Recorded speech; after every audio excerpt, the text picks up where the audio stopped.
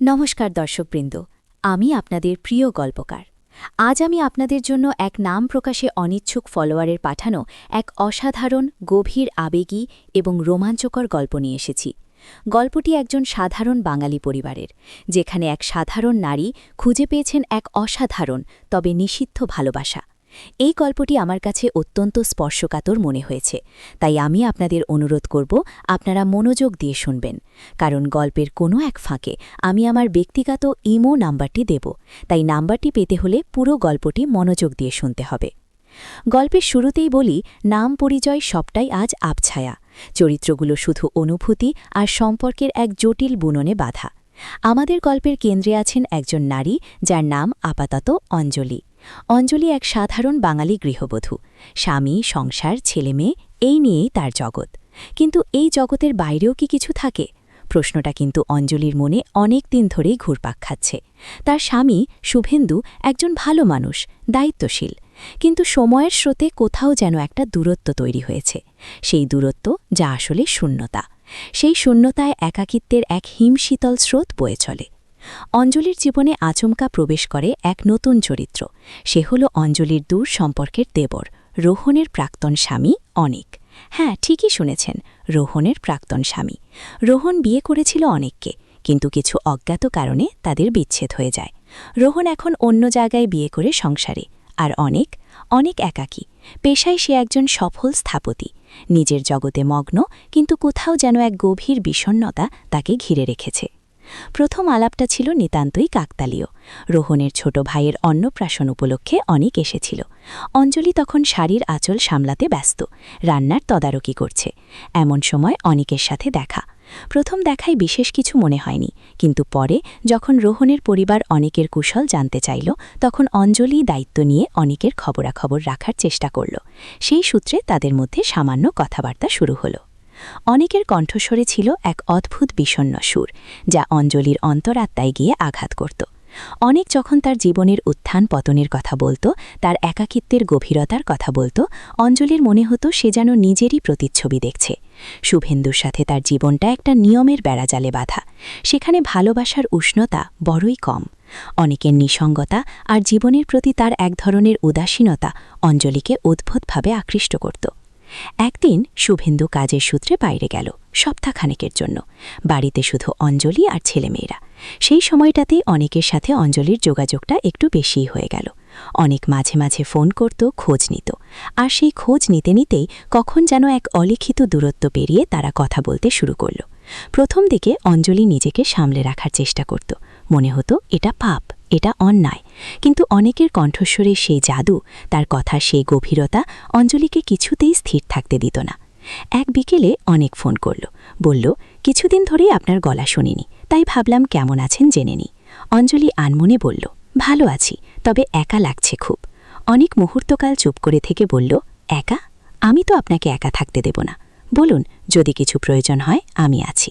সেই আমি আছি কথাটা অঞ্জলির মনে গভীর রেখাপাত করল। এ যেন এক অচেনা নির্ভরতা। অনেক তার নিজের বাড়িতেই থাকে, শহর থেকে একটু দূরে। একদিন রোহনের সাথে কথা প্রসঙ্গে অঞ্জলি জানতে পারল অনিক আজ শহরে এসেছে। সেই রাতেই অনেক অঞ্জলিকে ফোন করল, বলল, অনেকদিন আপনার সাথে দেখা হয়নি, আপনার সাথে কিছু কথা ছিল। অঞ্জলি প্রথমে ইতস্তত করছিল, কিন্তু অনেকের কাতর অনুরোধে সে রাজি হল। কোথায় দেখা করবে তা নিয়ে একটু আলোচনা হলো। শহরের এক নির্জন প্রান্তে একটা পুরনো ক্যাফেতে তাদের দেখা করার কথা হলো। সেই সন্ধ্যায় অঞ্জলি যখন বাড়ি থেকে বের হলো, তখন তার হৃৎস্পন্দন যেন অস্বাভাবিক জোরে চলছিল। সে জানে এটা ঠিক হচ্ছে না, কিন্তু কেন সে যেতে চাইছে এই প্রশ্নটা সে নিজেকে বারবার করছিল। অথচ মনটা যেন বলছিল, যাও, এই একাকিত্ব থেকে মুক্তি পাও, এক মুহূর্তের জন্য হলেও বাঁচো। ক্যাফেতে পৌঁছে অঞ্জলি দেখল অনেক অপেক্ষা করছে। তার চোখে সেই পুরনো বিষণ্ণতা, কিন্তু অঞ্জলিকে দেখে তার মুখে এক ঝলক হাসির রেখা দেখা গেল। অনেক উঠে এসে অঞ্জলির পাশে বসল। তাদের মধ্যে হালকা কথাবার্তা শুরু হলো। অনেক সেদিন তার জীবনে আসা নতুন কিছু ঝড় টানতে বলল। তার একাকিত্ব, তার হতাশা সবটাই যেন অঞ্জলির সামনে খুলে ধরল। অঞ্জলি অবাক হয়ে শুনছিল। সে বুঝতে পারছিল অনেক তার জীবনে এক নতুন আলো নিয়ে এসেছে। কথা বলতে বলতে কখন যে সময় গড়িয়ে গেল তারা টেরে পায়নি। যখন তারা ক্যাফে থেকে বের হলো তখন রাত প্রায় 10টা। অঞ্জলি যখন বাড়ি ফিরল তখন শুভেন্দু তখনও ফেরেনি। সেই রাতে অঞ্জলি ঘুমাতে পারছিল না। অনেকের সাথে কাটানো মুহূর্তগুলো তার মনে ঘুরপাক খাচ্ছিল। অনেকের সেই গভীর চাহনি, তার কণ্ঠস্বরের সেই টান, সবকিছুই যেন তাকে আচ্ছন্ন করে ফেলছিল। পরের দিন অনেক আবার ফোন করল, বলল, কালকে সন্ধ্যের জন্য ধন্যবাদ, আপনি আসলে আমার খুব ভালো লাগলো। আপনার সাথে কথা বললে আমার সব কষ্ট দূর হয়ে যায়। অঞ্জলি হেসে বলল, আমারও ভালো লাগলো, আপনার কথাগুলো শুনতে ভালো লাগে। সেই শুরু। এরপর থেকে তাদের মধ্যে প্রায় রোজই কথা হতো, কখনো ফোনে, কখনো বা মেসেজে। অঞ্জলি বুঝতে পারছিল সে অনেকের প্রতি দুর্বল হয়ে পড়ছে। এই দুর্বলতা কেবল বন্ধুত্বের নয়, এ তার চেয়েও গভীর, আরও অনেক বেশি নিষিদ্ধ। অনেক যখন তার জীবনের কথা বলতো, তার পুরনো ভালোবাসা, তার বিচ্ছেদ, সবকিছুই অঞ্জলি খুব মন দিয়ে শুনত। আর সেই সব শুনে অঞ্জলির মনে হতো সেও যেন অনেকের সেই একাকিত্বের অংশীদার। একদিন অনেক অঞ্জলিকে তার বাড়িতে যেতে বলল, আমার বাড়িতে আজ কেউ নেই, আপনি আসুন, অনেকদিন পর একসাথে কিছু রান্না করে খাবো। অঞ্জলি প্রথমে ভয় পেল, কিন্তু অনেকের সেই আকুল অনুরোধ, তার চোখে সেই আভা অঞ্জলিকে আর না করতে দিল না। সে ঠিক করল সে যাবে। অঞ্জলি যখন অনেকের বাড়িতে পৌঁছালো তখন এক অন্যরকম অনুভূতি হচ্ছিল তার। অনেকের বাড়িটা বেশ সুন্দর, ছিমছাম, কিন্তু কোথাও যেন একটা বিষণ্ণতার ছায়া। অনেক অঞ্জলিকে নিয়ে রান্নাঘরে গেল, একসাথে সবজি কাটল, মশলা বাছল। সেই মুহূর্তে তাদের মধ্যে এক অন্যরকম রসায়ন তৈরি হচ্ছিল। যখন তারা একসাথে খাবার খাচ্ছিল তখন তাদের মধ্যে কথার চেয়ে বেশি চলছিল নীরব চাহনি। সেই চাহনি যা ভাষায় প্রকাশ করা যায় না, কিন্তু যা হৃদয়ের গভীরতম অনুভূতিগুলোকে প্রকাশ করে দেয়। খাবার পর তারা বসার ঘরে এসে বসল। অনেক অঞ্জলির হাত ধরল। অঞ্জলি চমকে উঠল, তার হৃৎস্পন্দন তখন অস্বাভাবিক জোরে ধুকপুক করছে। অনেক বলল, আপনার হাতটা বড় নরম, যেন তুলোর মতো। অঞ্জলি কিছু বলতে পারল না, শুধু তার চোখ দিয়ে জল গড়িয়ে পড়ল। অনেক সেই জল মুছিয়ে দিয়ে তাকে নিজের দিকে টেনে নিল। তাদের মধ্যে যে টান, যে আকর্ষণ, তা তখন বাঁধনহারা, সেই নিষিদ্ধ আকর্ষণ যা সব সামাজিক নিয়ম, সব বাধা পেরিয়ে এক নতুন পথে চালিত হচ্ছিল। অনেকের চুম্বনে অঞ্জলি খুঁজে পেল এক অন্যরকম উষ্ণতা, যা তার জীবনে এতদিন ছিল অনুপস্থিত। অনেকের স্পর্শে অঞ্জলির মনে হলো সে যেন বহু বছর পর নিজের অস্তিত্বকে খুঁজে পেয়েছে। সেই রাতে অনেকের বাড়িতে তারা একে অপরের সান্নিধ্যে হারিয়ে গেল। সেই মুহূর্তগুলো ছিল অত্যন্ত তীব্র, আবেগী এবং রোমাঞ্চকর। তাদের শারীরিক মিলন ছিল এক নতুন অনুভূতির জন্ম। অঞ্জলি বুঝতে পারছিল সে এক ভয়ঙ্কর এবং একই সাথে সুন্দর পথে পা বাড়িয়েছে, কিন্তু এই পথে সে একাই নয়, তার সাথে আছে অনেক। পরের দিন সকালে অঞ্জলি যখন বাড়ি ফিরল তখন তার মনে এক মিশ্র অনুভূতি, একদিকে অপরাধবোধ, অন্যদিকে এক নতুন প্রাপ্তির আনন্দ।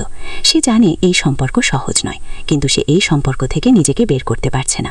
অনেকের প্রতি তার ভালোবাসা, তার আকর্ষণ, কিছুতেই সে নিজেকে নিয়ন্ত্রণ করতে পারছে না। এরপর থেকে তাদের দেখা সাক্ষাৎ আরও ঘন ঘন হতে লাগলো, কখনো অনেকের বাড়িতে, কখনো বা শহরের অন্য কোনো নির্জন জায়গায়। তাদের গোপন অভিসার চলতেই থাকলো। তারা জানত এই পথ অত্যন্ত বিপজ্জনক, কিন্তু তাদের হৃদয়ের টান এতটাই দ্বিত ছিল যে তারা কোনো কিছুকেই তোয়াক্কা করছিল না। একদিন অঞ্জলি যখন অনেকের সাথে তার গোপন আবাসে ছিল তখন হঠাৎ করে দরজায় কড়া নাড়ার শব্দ হলো। অঞ্জলির বুকের ভেতরটা ধুক করে উঠল। সে জানে এই সময় শুভেন্দুর আসার কথা নয়, তবে কে আসতে পারে? অনেক অঞ্জলিকে সাহস চুকিয়ে বলল, ভয় পেও না, আমি দেখছি। অনেক দরজা খুলতেই দেখল সেখানে দাঁড়িয়ে আছে এক পরিচিত মুখ।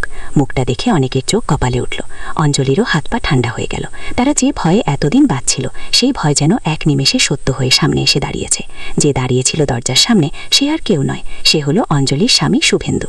শুভেন্দু ঘরে ঢুকতেই অঞ্জলির দিকে তীক্ষ্ণ দৃষ্টিতে তাকালো। তার চোখে ছিল অবিশ্বাস, অপমান আর গভীর বেদনা। অঞ্জলি যেন মাটিতে মিশে যেতে চাইছিল। অনেক কিছু বলার চেষ্টা করছিল, কিন্তু তার গলা দিয়ে কোনো স্বর বেরোচ্ছিল না। শুভেন্দু একবার অনেকের দিকে, একবার অঞ্জলির দিকে তাকাচ্ছিল। তার মুখমণ্ডল রাগে ফ্যাকাশে হয়ে গেছে। সে কিছু বলতে গিয়েও চুপ করে গেল। তার চোখের চাহনি বলে দিয়েছিল সে সবটা বুঝে গেছে। শুভেন্দুর হাতে ছিল একটা ব্যাগ। সে ব্যাগটা নামিয়ে রেখে অঞ্জলির দিকে তাকিয়ে বলল, এসব কি হচ্ছে অঞ্জলি? আমি ভেবেছিলাম তুমি আমার স্ত্রী, কিন্তু আজ আমি যা দেখছি তাতে আমার সব বিশ্বাস ভেঙে চুরমার হয়ে গেল। অঞ্জলি তখন অঝরে কাঁদছে। অনেকও কিছু বলতে পারছে না। শুভেন্দু এবার অনেকের দিকে ঘুরে বলল, তুমি রোহনের প্রাক্তন স্বামী, আর তুমি আমার স্ত্রী? এ কেমন সম্পর্ক? শুভেন্দুর কথাগুলো যেন তীরের মতো অঞ্জলির মনে বিঁধছিল। সে বুঝতে পারছিল তাদের সব গোপন মুহূর্ত এখন প্রকাশ হয়ে গেছে। যে সম্পর্ককে তারা এতদিন লুকিয়ে রেখেছিল সেই সম্পর্ক আজ সবার সামনে উন্মোচিত। শুভেন্দু এবার অঞ্জলির হাত ধরল। তার হাত কাঁপছিল। সে বলল, আমার সাথে চলো। অঞ্জলি তখনও কাঁদছে। সে জানে আজ তাদের জীবনের এক নতুন এবং ভয়ঙ্কর অধ্যায় শুরু হতে চলেছে।